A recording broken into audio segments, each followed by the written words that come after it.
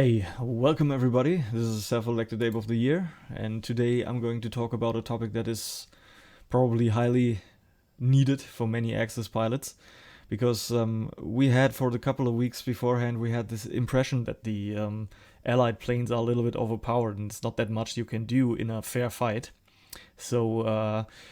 But we just found out in the last couple of days, Trautloft, Pitti and me, we did some testing with the MW50 system because we thought it didn't really work properly, but we found out why. And you see right here in the G14, this indicator to the left, this shows you the manifold pressure of the MW50 system. And the thing here is, once you see here the ATA, the manifold pressure indicator in the middle of the screen, a comfortable setting to fly with the G14 is 1.3 and with the K4 is 1.4. Once you go to full manifold pressure, this manifold pressure on the MW50 indicator, right here on the G14, it's to the left of the plane, is going to kick in. And it's basically working automatically, but only at full manifold pressure is this automatically going to kick in.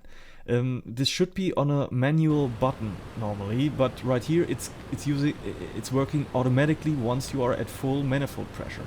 I'm showing you this right here.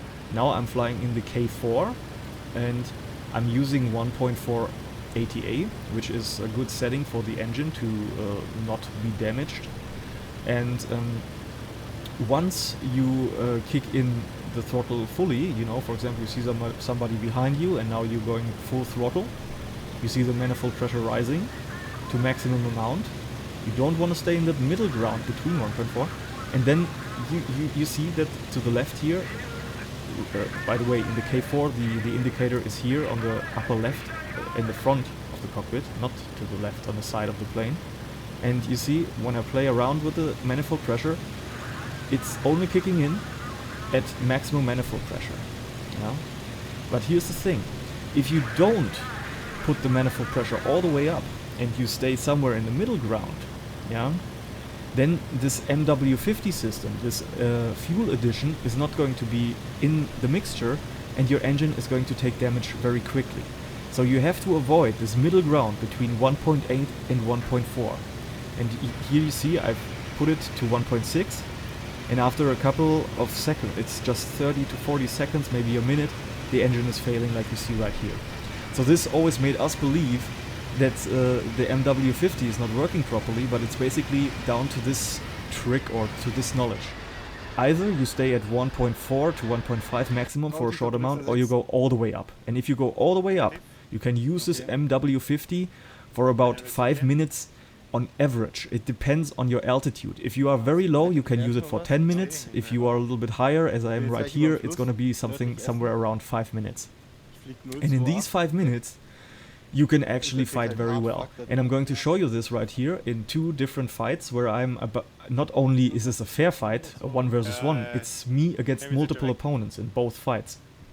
And even though I'm going to be killed in this first fight, and I'm gonna be down in a second, I got 2 air kills in this first fight, and I was... So wunderbar. And I was definitely able to defend myself. So it would have never been I would have never been able to do that, to pull that off without the MW50. And we always thought that these circle climb maneuvers and these energy fighting tactics did not work in Battle of Stalingrad, but they do work if you use the MW50. And right here, you see, for example, I'm doing this corkscrew maneuver, circle climbing up with a right-hand turn against the Spitfire, which I think is the wrong direction. I'm not sure, I have to figure that out again. It's about the engine's torque, which direction you want to turn against certain planes when you are in front of them. And right here you see, I'm changing just slightly my direction of the climb, because I want to keep the enemy on the outer lane, if possible. Because in the inner lane they can catch up, and once you see that you got the enemy on the inner lane, you want to change your climbing direction to the other side, as you see in the picture. And once the enemy changes his position, you repeat that to the other side, and so on and so forth. So always try to keep the enemy on the outer lane of your climb if you have enough distance, because in this medium range, yeah, if you are flying straight, the enemy can shoot you very well if you're too close. So parallel course would be ideal from the physics standpoint, but because then he cannot catch up, he cannot do the shortcut, he cannot cut the lane, but at the same time he can shoot you very well, yeah, because you're flying straight. And you have to figure that out a little bit and get the right situation, you know, you do the right, apply the right thing in the right spot. And yeah, you saw that I got some nice hits on the first Spitfire there. Now I'm dragging, I'm getting a little bit of more airspeed in, and now I'm climbing again. Now to the right hand turn, and again changing a little bit to the other side, because I saw that he was a little bit more on the inside of the turn. But as you saw, as I said right before, now I'm flying basically straight and leveled away from him, and this makes me an easier target. And you saw I got some stray bullets in there. So I should have maybe, yeah, you always have to figure that out. It's always different. So here he's disengaging from the climb because he sees that he cannot follow. I got a little bit of an energy advantage over him on top of the very good climbing abilities with the MW50. And now I'm going back down on him, but I see that the other guy is already a little bit higher, and you always want to go for the higher guy first. So you have to always have a feeling, if you have multiple opponents, who is the guy who is most important for you now, and who can you disengage from, and how much energy buffer do you have, how much time do you have to now take care of the other guy before the other one is going to be on your tail again. And this is something takes a long time of practice, and I cannot put it in a nutshell how to do that. It's just practice. So here once again I'm just climbing away at a kind of brachistochrome curve. Look up the brachistochrome curve. I'm going to maybe implement it in another video a little bit more. Whenever you climb, you don't want to climb too steeply at the beginning. You want to softly get into that climb and make it higher and higher the lower your energy gets. And then vice versa, when you dive, you also want to follow the brachistochrome curve. And look it up. Brachistochrome curve is the perfect way of diving and climbing. And here I saw this P51 entering the fight, so there's a third guy entering this fight against me. He gets a warning from the radar here, because these P51s, they have a backside radar, so they are being warned if somebody approaches them from behind. This is why he reacted like that, even though I was coming from below. And he cannot see me there, but he heard me, you know, from his warning indications. So I got some nice hits on him. And once again, not diving down with him. I know that the other guys are somewhere, so here we see that those two Spitfires are also still in the fight. I got some damage in on one of those guys, but the other one, and you know, he's still flying, both of them still flying. So I'm going for the one in behind, being pummeled by the flag there. And now this first guy goes down, the second guy goes down. I'm doing some stupid shots there. I should not have fired on him here. I disengage from him to go for the second guy with some MG shots.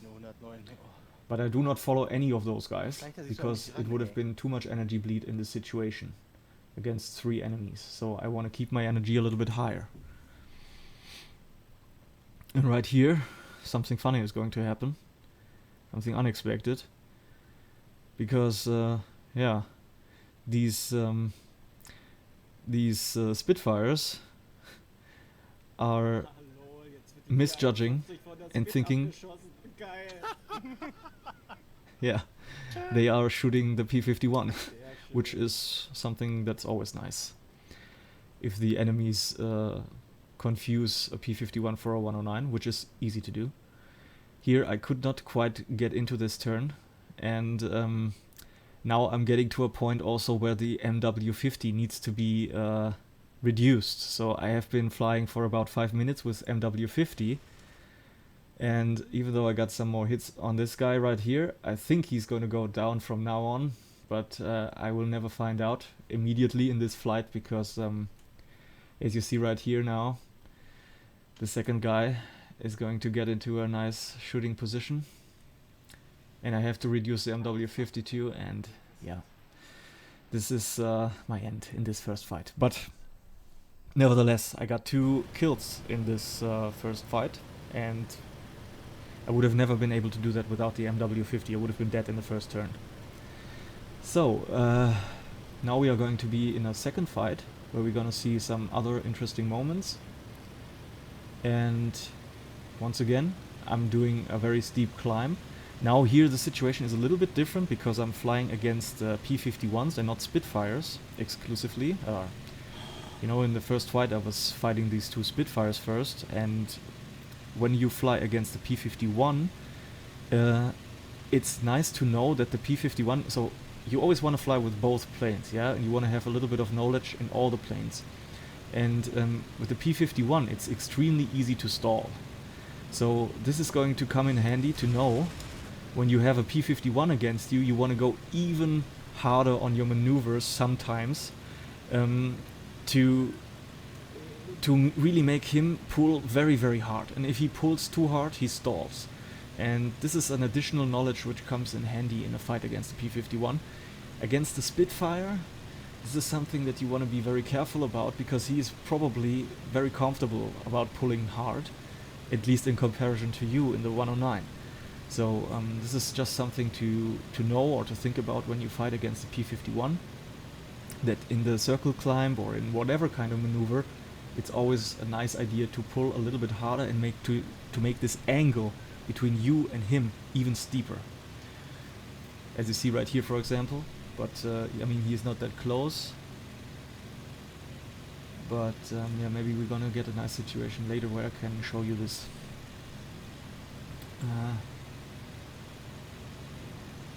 So I got an energy buffer over him. He's stalling, you saw?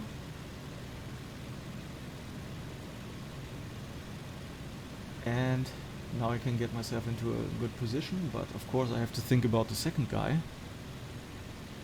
which is also very annoying if you fight against multiple opponents, because very often you're going to be in a situation where you could get the kill now, but you have to disengage again because the other guy is going to come.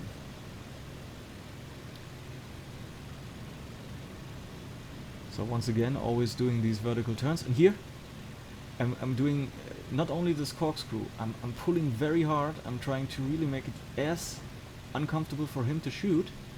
Now I don't even see him because he got lost in the thing of the canopy, but I know that he's stalling. I'm doing my hammerhead kind of turn with low energy at the top of the climb, and here he is. But he's a very good pilot, and he gets these shots a little bit. He got some shots in there. This is remarkable. This is a very good effort. So not many people would have been able to do that in this kind of stalling situation, in this kind of situation, to still get some hits in. But I was very lucky. These hits were not very bad. I nearly got him there. There were some very, very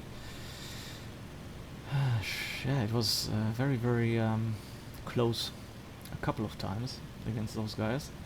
Now the second guy is coming in again, and my energy buffer got a little bit low, but still, with a sharp turn, he was able to shake him off, kind of like, and he was stalling. So I'm once again safe. I'm going to go in for another attack, but there he comes, the other guy again. So I'm dodging his shots. Yeah, this was on purpose. And now my energy buffer is very low against those guys. I should have now switched to the other lane, so should have turned around, but I didn't do it. So I should have switched from a right-hand turn to a left-hand turn there. And now he's very close behind me. Now I'm using a different technique. I'm trying to make him overshoot with the flaps, and now I couldn't get the nose up high enough. I was already pulling the trigger because I knew I'm gonna get him. This was my favorite kills, you know, these kind of situations, but I just was not able to pull the nose up high again because I was too slow.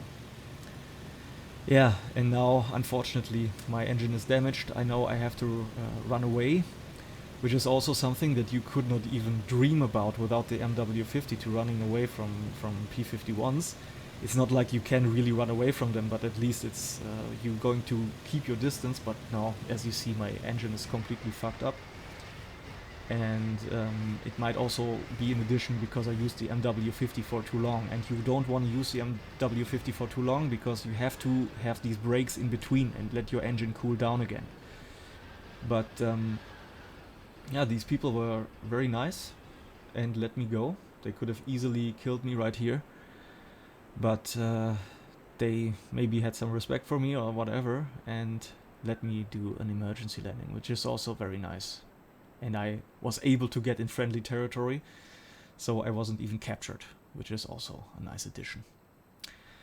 Yeah, so you see, the MW50, if you use it correctly, you can fight against multiple opponents, not only in a fair fight, but even at a disadvantage, you're able to pull that off. And it's definitely not overpowered on the allied side or anything. So just use this MW50 correctly and you're good to go. Self-elected Ape of the Year signing off, and I hope you get some knowledge